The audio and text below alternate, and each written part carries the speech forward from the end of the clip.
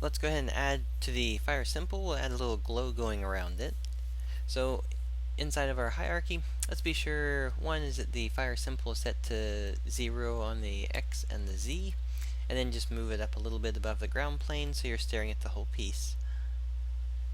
Alright, for the fire symbol, if you just go up here and you click on the create, do particle system, we want to make one, we'll just call this one glow, and then go ahead and left click and drag the glow onto the fire symbol so it's parented. And then be sure you set all of your values once you've parented it. Set the position to 0, 0, 0.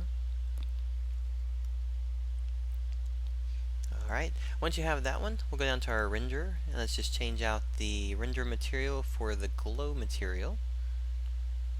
And we'll just place it on there. Be sure your sort mode is going to be by distance. Alright, once we have those, then let's go ahead and go up to the top. Let's fill out some of these properties. We don't really want the glow to last a long time. We're just going to make it last about 1/10 of a second here. Let's see, we'll do our start lifetime. Let's go ahead and do a constant between the two random values. The lifetime that we want it to go between, anywhere between like a 2.5 to a 5. You could even go from about a 4. We'll double check for how long we want it to last when we start looking at it.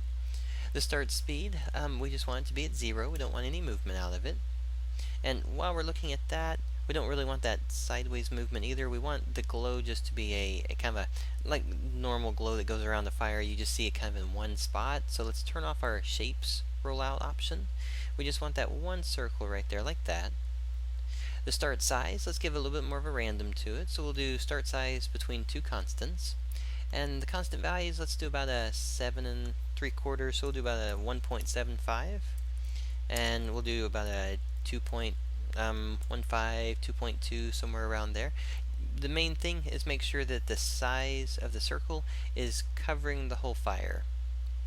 Alright, your rotation for this one, we'll do two constants here. We'll do a 0 to a 180. So you should have a little bit more of a bounce back and forth between them now as it's being created. The start color, we're going to leave it white for now, but we're alpha. We're actually going to take the alpha down to about a 50 to a 60 range. We'll do about a, let's bring that back up here. We'll do about a 50. Yeah, that should look pretty good. And then sticking with how we've done before on the other one, we'll make sure this one's set to world as well. And then the max particles we're going to do on this one, you can go anywhere between 4 to 10. Well, we'll go for about a 5 on it. Alright, so now let's go ahead and go into our emission side.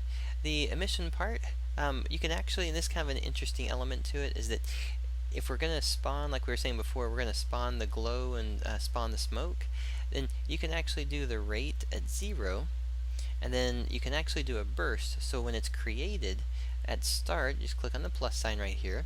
At the start of it, you can do a burst, and we'll just say it's going to burst at the start with 1 going across right there. Alright, and if you wanted it to wait, you could even do like a 1/10 of a second in after the fire starts, and then you get a little pop with the glow. Alright, so let's go and go down to our color over lifetime and click on the box to activate it. You click on the color option, and the gradient for this one, let's go ahead and start off. We just want a nice slow gradient in, so we're going to start with that top left alpha and take it down to 0. And over on the far right side, we don't want it to just disappear.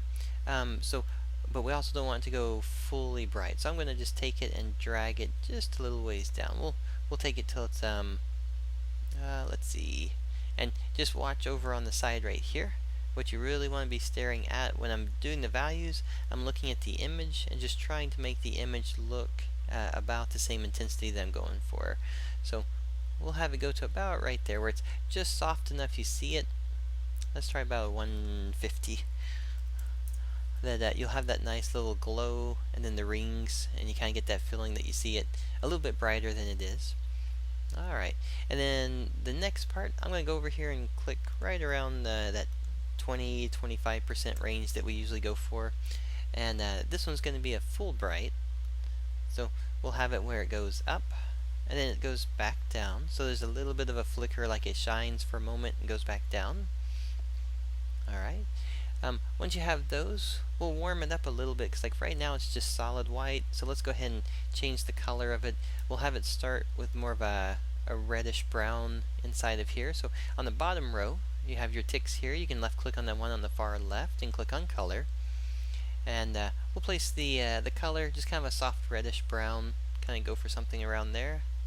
Let's see, somewhere around there. That kind of a warm glow feel to it. And over on the, oops, make sure we get this one in here.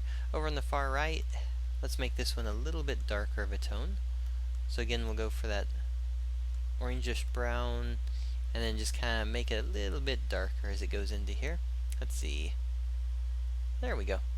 We're trying to make it so it doesn't feel like it's a flare. We just want to make it feel like you're seeing part of the flame itself. So that should look pretty good. Oh, and then just for numbers, make sure we go through those. Numbers on this one, 75, 50, 28. And then numbers on the other color, we have 171, 132, and 98. Alright, I'm going to close this one out. And let's go down to our size over lifetime. And click on the size graph right there. The size on this one, we're just looking at going from a smaller circle and then making it glow, so grow a little bit longer, bigger than it actually is. So on the size, I'm just going to do a 1.5. So we'll just kind of go a little bit larger. For the start though, let's take the start and take it to about 1. Let's see, right around there. So we'll do 1 here and then just do a slope curve going up that way. I'll go ahead and resimulate. If you click on the particle effect to see it again. So now we have that kind of growing. It's going to go up and then back down, up and back down. Alright, there we go. So that's looking pretty good. The last thing that we want to do is just double check. We've got our, make sure I've got that one set here. Yeah, so by distance set on that one. Okay, so rotate around, be sure that you like it. Make sure it feels like you've got that kind of a glowy effect. And then if you want more of a pulsating effect, you can always take the size right here and either increase or decrease it so that you feel like it kind of bounces back and forth. Alright, so that's going to be our glow. And again, remember, the glow, once we get done with it, we'll do a glow coming from birth rate on the fire symbol. So the next thing we'll do, now that we've got our fire going, we'll add some smoke coming up from the top of it.